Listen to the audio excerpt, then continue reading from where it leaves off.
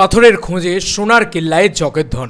Hey guys, welcome to my channel. আমি মহারাজার। এখন আমরা কথা বলবো সোনার কেল্লায় জগদ্দনের ট্রেলার রিয়াকশন নিয়ে। দেখো বন্ধুরা, আজকে ট্রেলার মানে লঞ্চ থেকেই ফিরছি। একটা হাই কোয়ালিটি ক্যামেরা ফুটেজ তোমরা দেখতে পাবে, যেখানে কোয়েলদি স্পেশাল মোমেন্টস রয়েছে। হ্যাঁ, আমি ভাই ইন্টারভিউ এখনও অবধি পাইনি, তবে হ্যাঁ স্পেশাল মোমেন্ট কিছু ইয়ে করেছি, যেটা একদম ক্যামেরা কোয়ালিটিতে হাই কোয়ালিটিতে আছে, যেটা আমি এডিট করতে বসতে হবে। আমার এখন অবধি ল্যাপটপে রয়েছে, আমি সেটা এডিট করি, দেন তারপরে তোমাদেরকে দেখাবো। সেটা রাত্রের ভিতরে আশা করি আজকে দিয়ে দিতে পারবো, বা জানি না কখন দিতে পারবো। তবে মানে ওটা দেখো, ওটা আলাদাই মস্তি পাবে ওটা দেখলে। যাই হোক, চলে আসি মানে ট্রেলারটার কথায়। দেখো, ট্রেলারটা দারুণ লেগেছে আমার, এক কথায় দুর্দান্ত লেগেছে। ট্রেলারটা 2 মিনিটের ট্রেলার করা হয়েছে। এরকম শার্প ট্রেলার সত্যি সায়ন্তন ঘোষালের থেকে এই কাজগুলোই তো চাই। এই কাজটা দেখো, প্রথম যে ছবিটা তার থেকে একটু বাজেট বড় হয়েছিল, দ্বিতীয় ছবিটার, মানে আমি ক্রোনোলজিক্যালি বলছি, এবং তার থেকে আরেকটু বাজেট বড় হয়েছে এই ছবিটা। সেটা দেখে বোঝা যাচ্ছে কোয়েল মল্লিককে দারুণ লাগছে, তার একটা অ্যাপিয়ারেন্স আছে, তাকে মানে তাকে লাগছে, রুবি চ্যাটার্জি ক্যারেক্টারটা লাগছে তাকে। ভাই কোয়েলদি ভাই অনেক দিন বাদে আবার বড় পর্দায় ফিরছে, মানে এটাকে নিয়ে সেলিব্রেট করা উচিত। দ্য ওজি সুপারস্টার হিরোইন, বাংলায় তো একটাই সুপারস্টার হিরোইনই আছে, তাই না? আমরা যদি বলি সে সো কল্ড টলি কুইন, মানে যেভাবে পরমদাও বলছিল বারবার।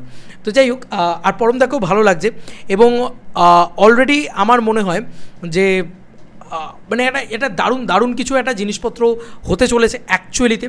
তো আচ্ছা ওয়েট, আমি একটা করে পয়েন্টে আসি। প্রথম আমি বলবো অ্যাকশন খুব ভালো লেগেছে এই ট্রেলারটার ভিতরে, বিজিএমটা আমার খুব ভালো লেগেছে, প্রত্যেকটা ক্যারেক্টারকে স্পেস দেওয়া হয়েছে। নারাদার কোয়েল মল্লিকের ট্রেলার হয়ে গেছে, নারাদার পরমব্রত ট্রেলার হয়ে গেছে, সবাইকে মানে জ্যামিন্দাকেও একটা স্পেস দেওয়া হয়েছে। আমি প্রত্যেকে দেখলাম অল্প করে প্রত্যেকে স্পেস দেওয়া হয়েছে, এটা আমার খুব ভালো লেগেছে।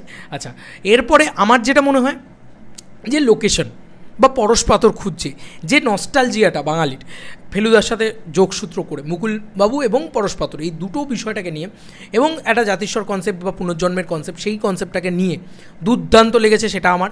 সেই মানে ফ্যান ফিকশনটা অ্যাকচুয়ালিতে খুব ভালোভাবে ওয়ার্ক করছে।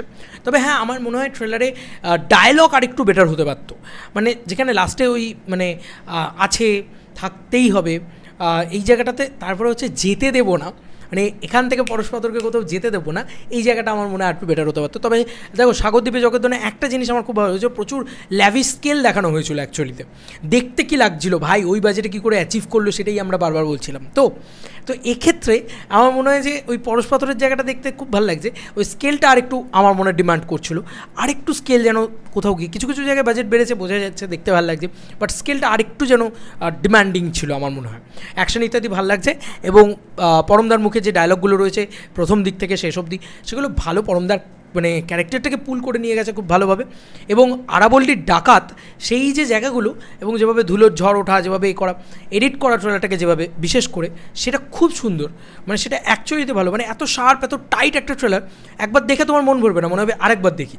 তো আমার না এই ট্রেলারটা ভালো মন্দ মিশিয়ে বেশ লেগেছে বলতে পারো। তো তোমাদের কার কি মতামত এই ট্রেলারটাকে নিয়ে, এই ট্রেলারটাকে নিয়ে অবশ্যই জানিও কমেন্ট সেকশানে। চলো বন্ধুরা, নতুন কোনো ভিডিওতে দেখা হবে ভাই। সাগরদ্বীপে সোনার কেল্লায় জগদ্দন ট্রেলার নিয়ে জানিও কমেন্ট সেকশানে। চলো বন্ধুরা, নতুন কোনো ভিডিওতে দেখা হবে ভাই।